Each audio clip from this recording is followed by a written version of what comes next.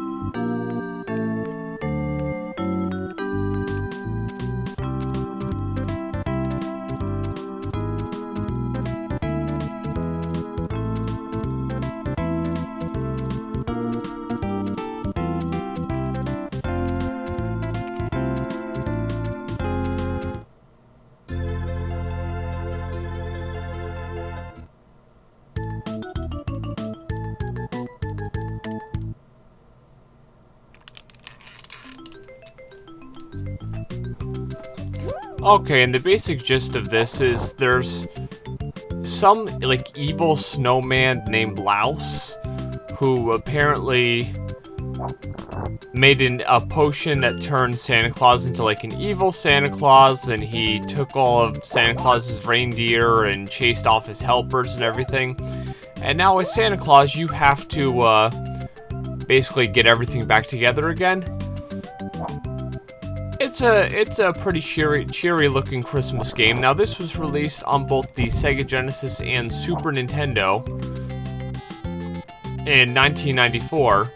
And now the only problem with this game is it was released only in Europe for the Super Nintendo, and Australia, I believe, for the Sega Genesis. What I'm playing right here is the Super Nintendo version. Yeah, as it says here. I was looking at the wiki real quick. The game was developed by a Norwegian video game development company, Funcom, originally released by Sunsoft on the Sega Mega Drive. Of course, we know that is Genesis here in North America. A version was released for the Super Nintendo both in Europe and Australia. A North American release was planned, however it was cancelled. It was one of the last games released by Sunsoft's USA division. The game is one of the few Christmas-themed games to see commercial release. And now the weird part about this game is, regardless of which system you're playing it on, the Sega Genesis or the Super Nintendo, it only uses 2 buttons, which, you know, Sega Genesis default gamepad had 3 buttons, and of course Super Nintendo has the 4 face buttons and then the L and the R. As you'd imagine, one of them jumps and then one of them throws this like snow thing. I'm not really sure what it's really supposed to be. And now another strange thing about this game, I don't know if it's just programmed badly, but if you just let it sit here for a while, it'll just sit here. Nothing's gonna happen. So I actually had to press the button to get the screen to advance. Whereas, you know, most games would actually advance by themselves, and that goes the same thing for the scenes where it shows the name of the level. It wouldn't advance at all if you don't press anything, which is just kind of weird. Like, you can let it sit there for a while. It's not like you can't pause the game. And now this level I thought was really weird because it more or less is like a kill a lot of enemies and get a few presents, whereas the first level and just about every level after this kind of has like a maze-like feeling where you have to basically find as much of this stuff as possible and jump all around the level. But that one, all you had to do was just kill enemies, get presents, and fall off the edge. And I remember the first time I did that, I was like, oh great, how was I supposed to know that was a pitfall? And then it turns out that actually finished the level, which I thought was really strange.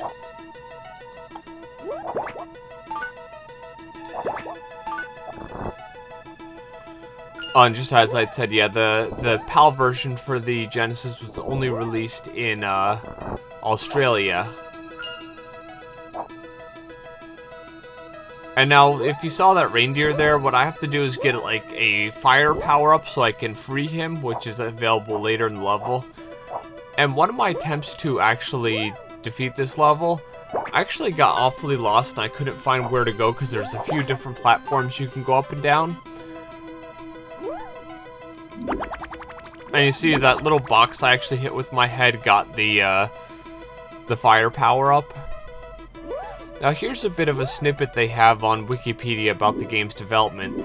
The lead Mega Drive programmer of the game, Carl Henrik, I'm not even going to try to pronounce that, has stated the game took about a year to develop, but he didn't start until the game was 6 months in development. He also stated that he integrated source code from Funcom's developed video game based on We're Back, a Dinosaur Story into Daze Before Christmas. Let's see, he also said that the Super NES version had one programmer working on it, and the porting took about 6 months. The level select cheat code for the Super NES version is said to be referred to Badla, the name of Gerer Tejula, a musician who worked on the game. The Mega Drive version secret level is said to refer to the Swedish word bara, which refers to Christmas tree dropping its needles. That's a bit strange, really.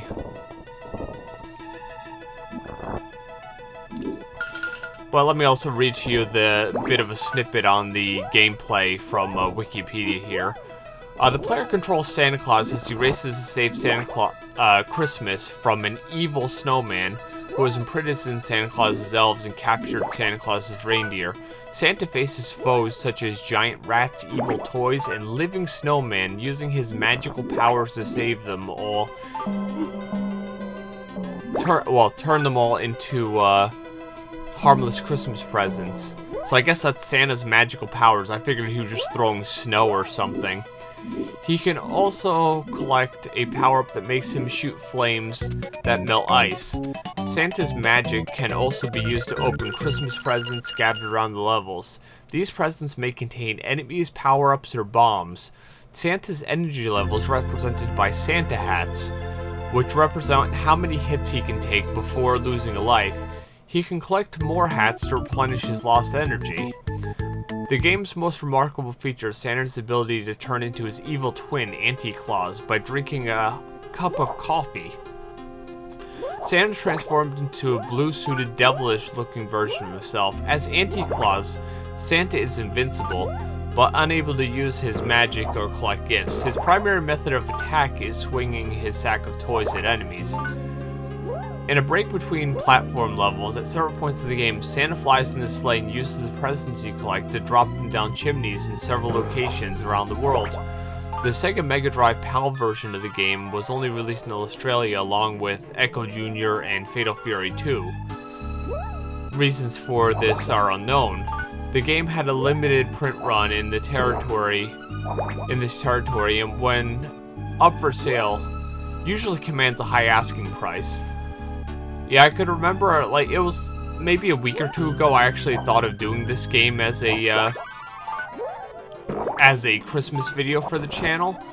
And I actually had looked up how much a copy of the game was, and for the Super Nintendo version, if I recall correctly, there were people bidding on it, and it was going anywhere from like $100 to $300. I hadn't looked at any closed auctions, but I'm guessing, just as it mentioned in the article there, this game did receive like a very limited release. And now this, I thought, was a little bit weird, that Santa Claus is riding on like magic carpets like from Aladdin. But what can I really say about this game is, I can say it's a decent platformer. The biggest problem is once you kind of figure out the gist of everything in the game, in my opinion, it gets a little bit too easy.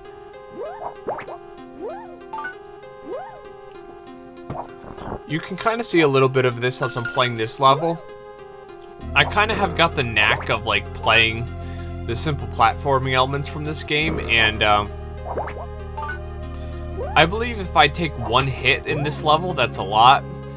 But after a while, it just becomes walking through level after level. But I could really say it is a nice little Christmas game if you're into holiday-themed games, really.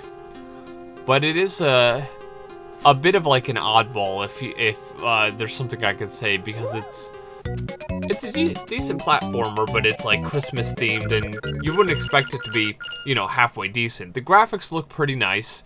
I really can't comment how they look on the Sega Mega Drive / Genesis because I haven't played that version.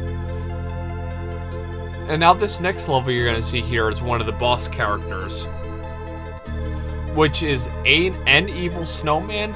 I'm not sure if this means this is the evil snowman that basically is the enemy or something else. But this level is a bit reminiscent of the second level, but it has a little bit more variety, so you don't kind of feel like you're just basically continuously throwing your attack power. And I can remember when I got to this part in the level, I was thinking to myself, you know what, that firepower would come in handy, but sure enough, at some point, I don't recall if I actually had gotten anything to get it, but at some point, I actually had found the firepower, which was then used to fight the snowman at the end. And whenever I see any kind of snowman attacking me, it always makes me think of Teenage Mutant Ninja Turtles 2, the arcade game for Nintendo. Because there were those snowmen called Frosty the Hitman in that game, and there were those snowmen. And now that was a time I didn't expect there to be like a ledge there. But what I was gonna say is, Frosty the Hitman and TMNT 2, the arcade game on NES, were those snowmen, which were basically these like robots that jumped up and down and shot missiles at you, and that was the first enemy I could recall in a video game where it was a snowman attacking you. And the reason I specifically cite that... Okay, there's the fire for the enemy here. Now, at first I was hesitant to jump on this platform because every other cloud had actually gone away. And now to actually hit him, you have to hit him like around the scarf area. And now it seems like if you do that ducking thing, you're impervious to attack for a little while, so that actually helps in some situations. Like if you saw earlier, I had slid and passed the snowman. But what I was going to say is the reason I was saying the NES version of Ninja Turtles 2 is because the arcade version actually doesn't have that snow level. It only got added in the NES version.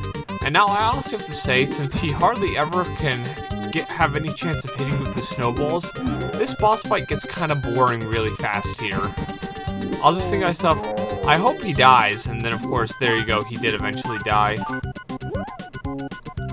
And I was thinking I could collect his hat and scarf, but they're just part of the scenery at that point.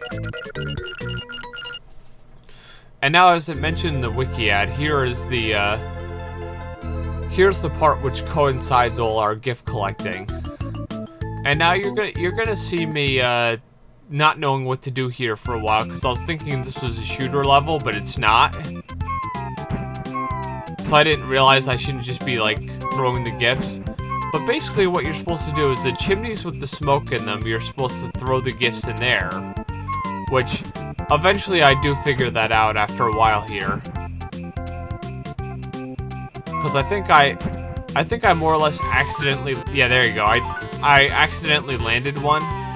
So that actually made me figure out what was going on here.